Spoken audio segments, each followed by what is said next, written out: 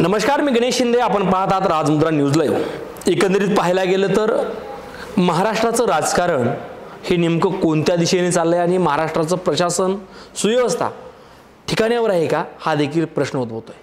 कारण की अनेक प्रश्न महाराष्ट्रामध्ये घडतायत, अनेक प्रश्न उद्भवतात. त्यामध्ये प्रामुख्याने पाहायला गेलं तर परभणीमध्ये जे नुकतंच 2 दिवसापूर्वी झालेली संविधानाची तोडफोड ही अतिशय निंदनीय प्रकार आहे.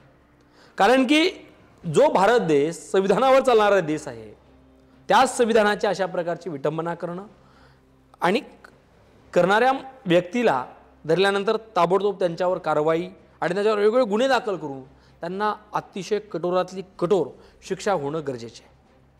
आणि अनेक वेळा अशा प्रकारच्या घटना घडल्याच नाही पाहिजे यासाठी देखील प्रशासन आणि पोलीस एकंदरीत आणि शासन या सगळ्यांनी कटिबद्ध राहणं देखील गरजेचं आहे. आपण पाहिलंय ती घटना घडल्यानंतर त्या दोषीला जमावाच्या माध्यमातून देखील मारहाण झाली, त्यांना पोलिसांच्या वतीने कैद करण्यात आलं आणि त्यानंतर जी काही जमावबंदी झाली, त्यासोबत जे काही मोर्चा निघाला, बंदचं आवाहन करण्यात आलं, त्यानंतर काही व्यापाऱ्यांचं देखील नुकसान झालं. त्या ठिकाणी आज विरोधी पक्षनेते, माजी विरोधी पक्षनेते अंबादास दानवे त्यांनी देखील भेट दिली होती. त्यांनी देखील व्यापाऱ्यांना बोलल्यानंतर त्यांचं देखील जे काही उपोषण होतं त्याचं देखील उपोषण उठवण्यात आलं. त्यांना देखील शासनाच्या वतीनं आणि शासनाकडून काही ना काही मदत मिळवून दिली जाईल, त्यांची नुकसान भरपाई करून दिली जाईल, हे देखील ठरलं. आणि एकंदरीत पाहायला गेलं तर संपूर्ण अशा घटनेमुळे महाराष्ट्र पेटतोय. कुठे अशा घटना थांबवणं गरजेचे आहेत आणि या घटनेचा सातत्याने कठोर चौकशी करू, अशा प्रकारच्या घटना घडल्याच नाही पाहिजे यासाठी शासनाने लक्ष देणं गरजेचं आहे.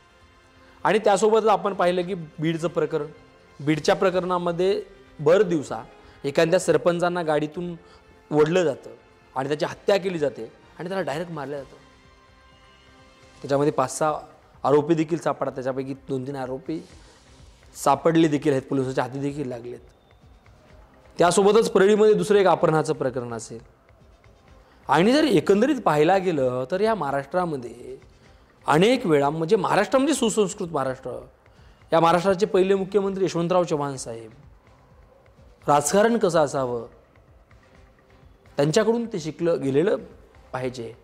परंतु आपल्या एखाद्या राजकारणामध्ये जर एखादा आपला विरोधक असेल, त्याने आपल्या विरोधात जर काम करत असेल तर त्यांच्यावर देखील अनेक वेळा दबावाच्या घटना घडत आहेत. परंतु राजकारण संपलं म्हणजे आपण संपलं इलेक्शन जपा रिलेशन या पद्धतीने राजकारण केलं पाहिजे. आता जर आपण पाहिलं तर बारामतीमध्ये अशी मोठी लढाई झाली काका आणि पुतण्यामध्ये. ही एवढी मोठी लढाई झाल्यानंतर शरद पवार असेल त्यांची पूर्ण फॅमिली देखील रस्त्यावर उतरली होती आणि त्यांच्या पुतण्याला निवडून आणण्याचा प्रयत्न करत होती राष्ट्रवादी शरद पवार गटाच्या उमेदवाराला. परंतु अजित पवार हे मोठ्या लीडनं फरकाने निवडून आले. त्यानंतर काल 12 डिसेंबर रोजी शरद पवारच्या साहेबांचा वाढदिवस होता आणि वाढदिवसाच्या निमित्तानं जी फुगलेली राष्ट्रवादी होती, आपलं अजितदादा असतील आणि सोबत काही मंत्री असतील, महत्त्वाचे मंत्री आणि मोठे नेते, हे देखील वाढदिवस साजरा केले आणि सांगितलं की ही नातं जपलं पाहिजे, राजकारण बाजूला सारू, आपले संबंध जे असतात हे संबंध जपता आले पाहिजे. जसं राजकीय लोक आपापले संबंध जपतात त्याच प्रकारचं स्थानिक लोकांनी देखील संबंध जपणं फार गरजेचे आहेत. परंतु हे कुठंतरी तसं होताना दिसत नाही आणि हे होणं गरजेचं आहे. त्यासोबतच ज्या अशा काही घटना असतात त्या घटना घडल्या नाही पाहिजे यासाठी प्रशासनानं तेवढंच लक्ष देणं गरजेचं आहे. आणि त्यासोबतच जी काही आता सध्याची हत्या प्रकरणं असतील ते प्रकरण नेमकं काय होतं काही नाही हा वेगळा विषय आहे. परंतु अशी प्रकरणच न होऊ देणं आणि अशा प्रकरणावर पोलिसांचा देखील वचक राहिला पाहिजे. आणि सध्या गृहमंत्री नेमकं कोण होतील अजून ती चर्चा आहे. या महाराष्ट्राला गृहमंत्री देखील अतिशय स्ट्रॉंग म्हणजे त्यांना एकच पद दिलं जावं अशी देखील दबक्या आवाजात चर्चा आहे. कारण की गृहमंत्रीपद हे महत्त्वाचं पद आहे. काय व्हायला की एका मंत्र्याला 5-5, 6-6 मंत्रीपद दिल्यामुळे त्यांना ते कारभार सांभाळण्यासाठी कुठेतरी अवघड आलं. त्यामुळे कुठेतरी प्रशासनावर जी हे असतं वचक असते, वचक कुठेतरी कमी होते आणि कुठेतरी प्रशासन आणि सुव्यवस्था कुठेतरी बिघडायला लागते. त्यामुळे आता महाराष्ट्र आमचा अनेक वेळा बीडला बिहार केलं, बीडचं बिहार केलं, महाराष्ट्राचा बिहार केलं, अशा अनेक वेळा टीकाटिप्पण्या होतात. परंतु महाराष्ट्र हा सुसंस्कृत महाराष्ट्र आहे.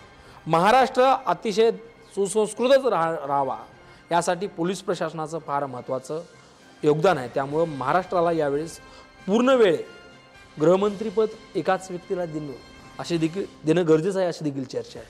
नेमकं आपल्याला काय वाटते, सध्या महाराष्ट्रामध्ये अशी प्रकरणं घडतात, या प्रकरणात थांबवण्याचं नेमकं काय करणं गरजेचं आहे आणि महाराष्ट्राचा गृहमंत्री नेमकं कोण झालं पाहिजे यावर, आणि जे काही परभणीचं प्रकरण घडलं, या परभणीचं अशी विटंबनेचे प्रकरणं घडलेच नाही पाहिजे यासाठी नेमक्या स्थानिक प्रशासन आणि शासनाच्या वतीनं कोणत्या भूमिका घेणं गरजेचं आहे यावर आपल्याला काय वाटते आपण नक्की आम्हाला कळवा. धन्यवाद.